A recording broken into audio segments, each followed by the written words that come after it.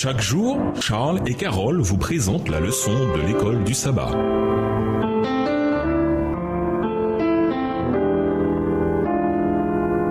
Bienvenue dans votre émission Dieu nous parle. Voilà la leçon de jeudi, l'évangile éternel. Lisons Apocalypse 14, versets 6 et 7. Qu'est-ce que l'évangile éternel? Apocalypse 14 et versets 6 et 7. Je vis un autre ange qui volait par le milieu du ciel, ayant un évangile éternel pour l'annoncer aux habitants de la terre, à toute nation, à toute tribu, à toute langue et à tout peuple.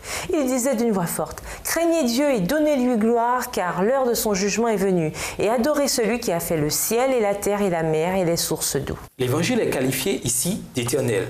Preuve supplémentaire que Dieu ne change pas. Un Dieu qui ne change pas a un évangile qui ne change pas. Cet évangile éternel donne l'assurance à tous ceux qui veulent bien l'accepter. L'évangile révèle l'amour immuable de Dieu et c'est de ce message dont le monde a besoin.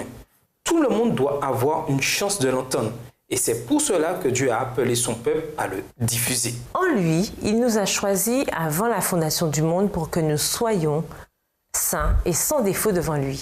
Dans son amour, il nous a destinés d'avance par Jésus-Christ à l'adoption filiale pour lui selon sa volonté bienveillante. Éphésiens 1, les versets 4 et 5. Qu'est-ce que cela nous indique encore davantage sur le caractère éternel de l'Évangile? Choisi en lui avant la fondation du monde, quand on parle d'évangile éternel.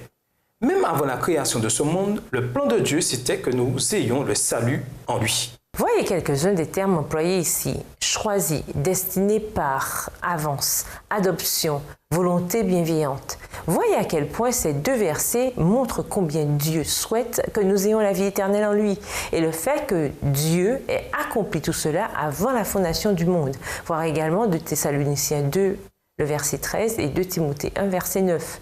Montre clairement sa grâce, indiquant par là que notre salut ne vient pas de quelque chose que nous pourrions faire, ni du mérite d'aucune créature, mais exclusivement du caractère même d'amour de Dieu. Comment le salut pourrait-il venir de quelque chose que nous ferions si nous avons été élus pour avoir ce salut en lui avant notre existence? Le choix nous revient de l'accepter ou de le rejeter. Comment se manifeste cette élection dans la vie de celui qui est élu? Pour que nous soyons saints et sans défaut devant lui. Éphésiens 1, verset 4. Nous avons aussi été choisis pour cela. Nous sommes appelés à répandre l'évangile éternel dans le monde. Cela fait partie du message pour la fin des temps avant le retour de Jésus. Pourquoi devons-nous connaître et vivre la réalité de l'évangile éternel dans notre vie personnelle avant de le partager avec les autres? Et nous vous laissons avec cette question de réflexion. Puisque vous n'êtes pas obligé d'aller à l'église pour obtenir la grâce de Dieu, pourquoi y allez-vous? Au revoir. Et à demain si Dieu veut. Dieu nous parle. Chaque jour, Charles et Carole vous présentent la leçon de l'école du sabbat.